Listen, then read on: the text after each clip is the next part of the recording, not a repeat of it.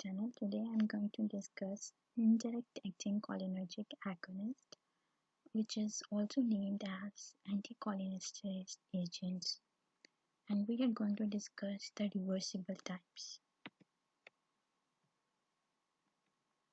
So first of all, there is a summary of cholinergic agonist and the classification, which include indirect acting reversible. Number 1, abimonium, donepezil, EDROPHONIUM, galantamine, NEOSTIGMINE, physostigmine, pyridostigmine, and rivastigmine.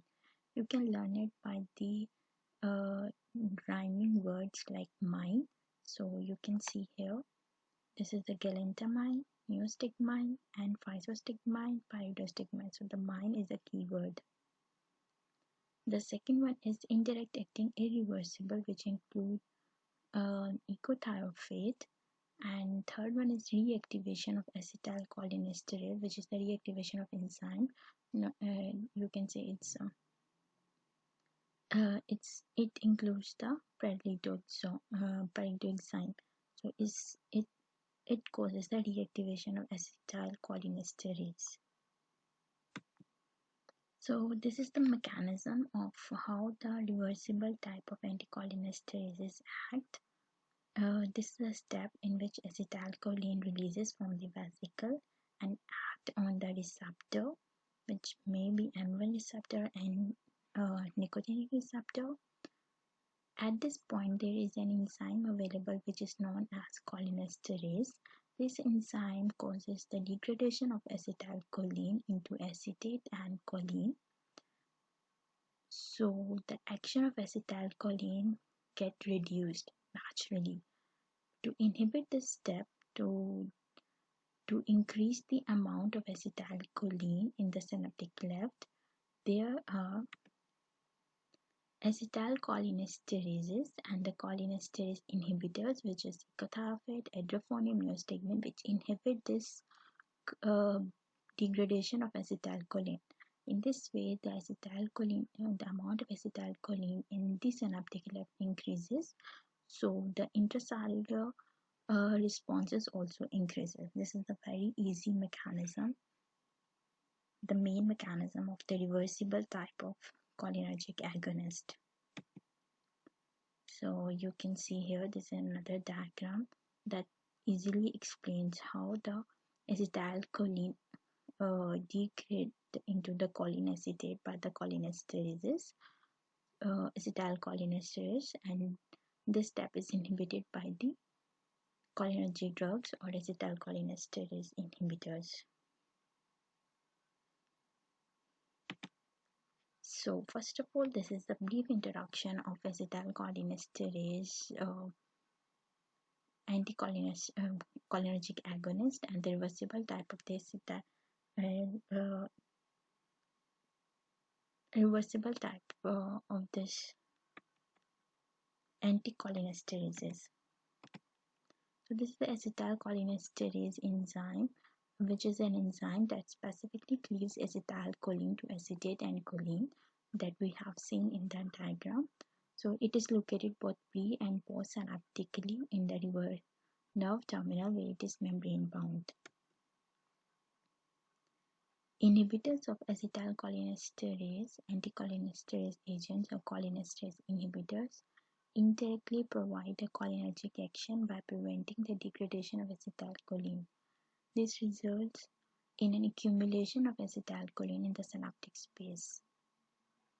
So therefore, these drugs can provoke a response all cholinereceptors in the body, including both muscarinic and nicotinic receptors of the ANS, as well as at the NMG and in the brain.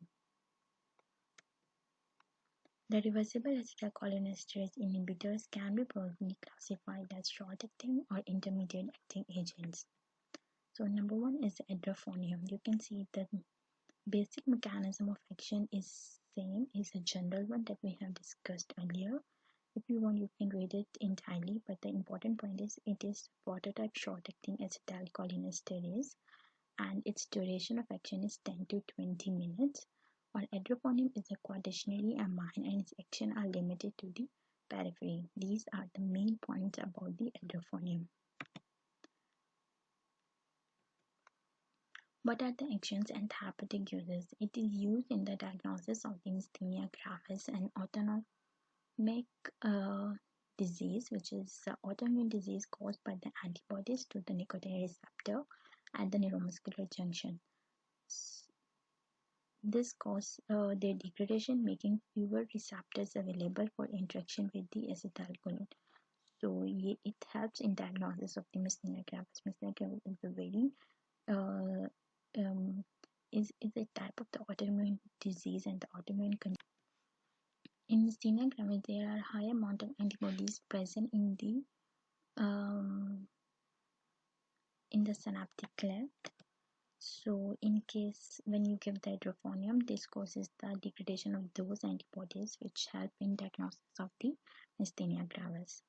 So IV injection of EDROPHONIUM leads to a rapid increase in muscle strength.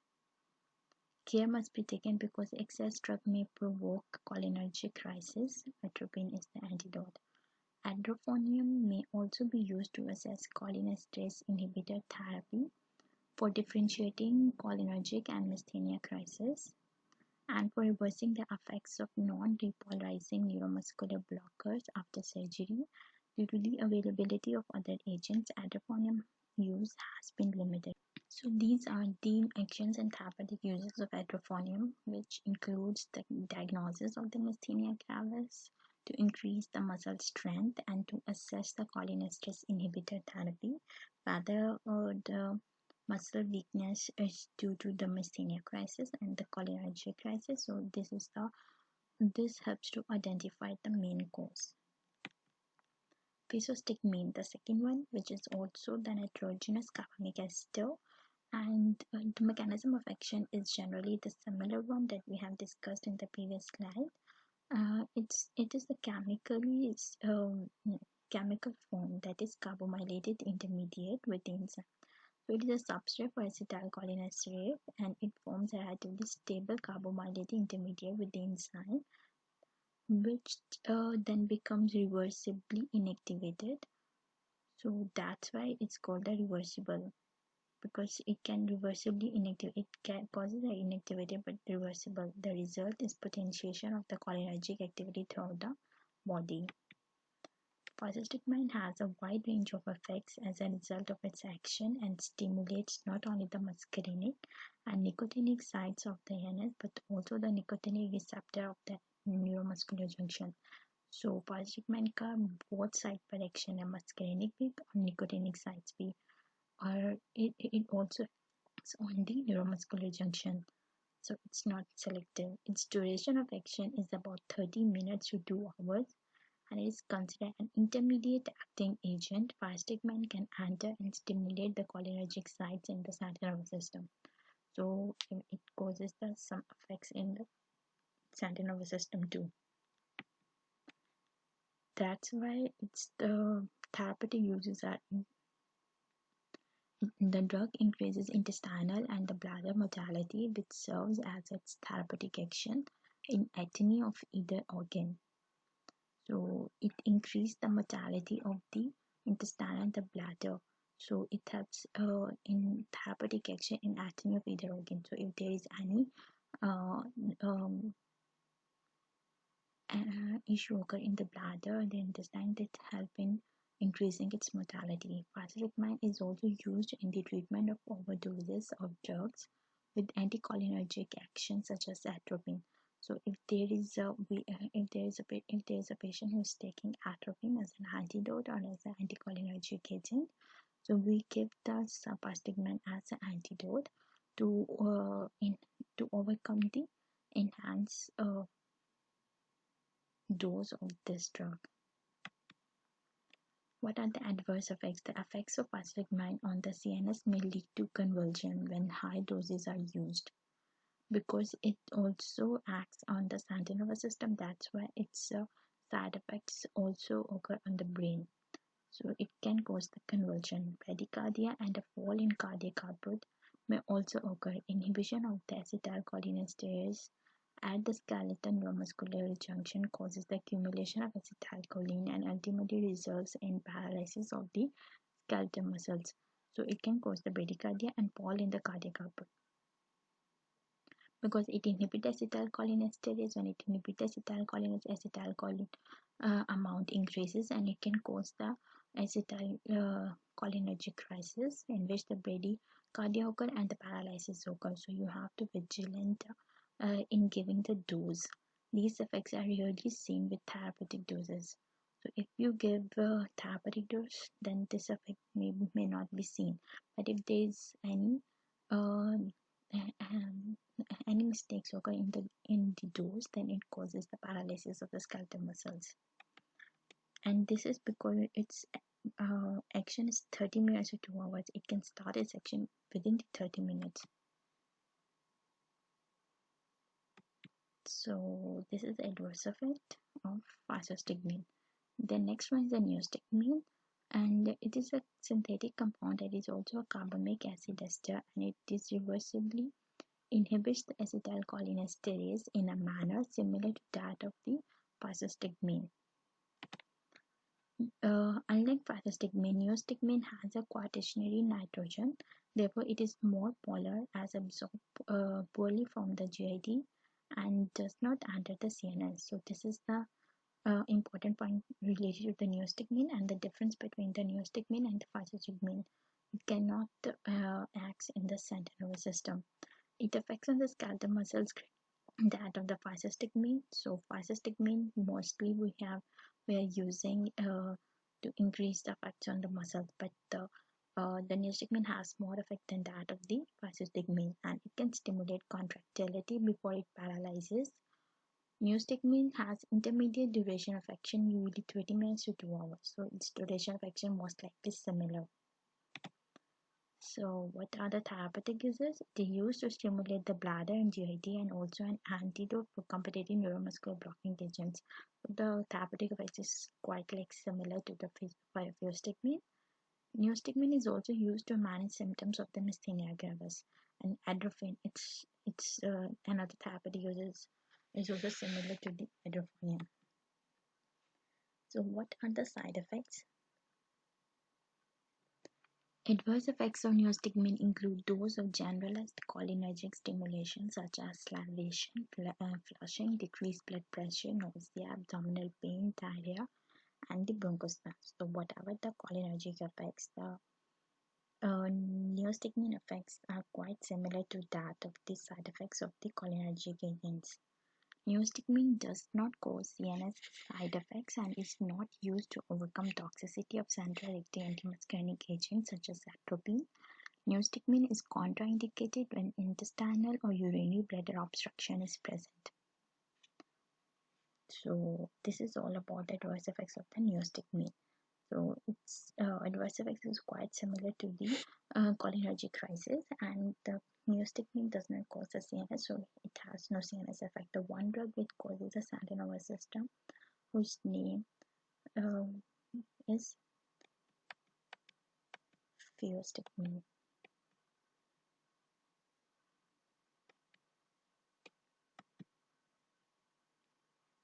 So physostigmine can cause the conversion because it can cause the CNS. Neostigmine cannot cause the CNS, so it cannot cause the any kind of conversions. The next are the pyridostigmine and abimonium. Pyridostigmine and abimonium are other cholinesterase inhibitor that are used in the chronic management of the myasthenia gravis. The duration of action are intermediate 3 to 6 hours and 4 to 8 hours respectively, but longer than that of the neostigmine.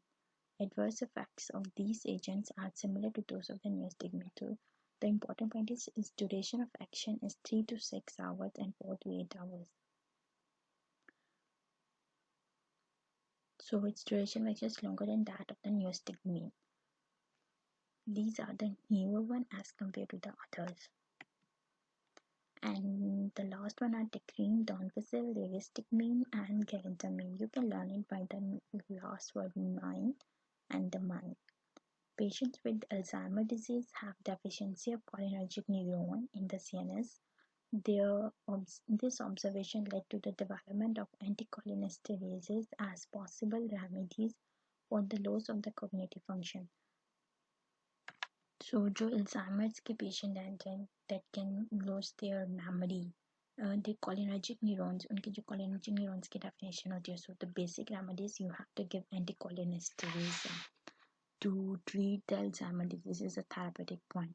For the Alzheimer's disease, you have to give the anticholinesterase, so tacrine to enhance the cognitive function. Tacrine was the first to become available, but it has been replaced by other because of its hepatotoxicity. So tacrine, the major side effect of tacrine is hepatotoxicity.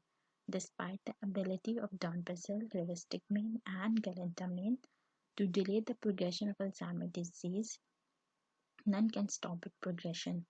Okay, the important point is it can delay the progression of Alzheimer's disease, but it cannot stop its progression. Once the Alzheimer's disease has happened, it only helps to delay its effect, to delay its progression. It does not stop the progression. For the stop of the progression, we will consider the other new Alzheimer's disease, which we discuss in the treatment of the Alzheimer's disease. So first, for the first choice and for delaying the progression is an anticholinesterase. GIT distress is the primary adverse effects. So you have to learn this major side effect of tacrine, which is the hepatotoxicity, and the other are the gastrointestinal distress, and you can use it in the treatment, not for the treatment, to delay the progression of the Alzheimer's disease. So this is the key point. You have to use, you have to memorize it, that anticholinesterase are used to delay the progression of the Alzheimer's disease. So this line is very important for your multiple choice question and also for the Viva point of view. So it's all about the aAnticholinesterase, and in which we have discussed mechanism of action, the major drugs and their actions and therapeutic uses and side effects. So I hope you like my video, guys. Subscribe my channel and never forget to click on the bell button. We will come with other drugs of the and autonomic nervous system. So stay connected. Thank you.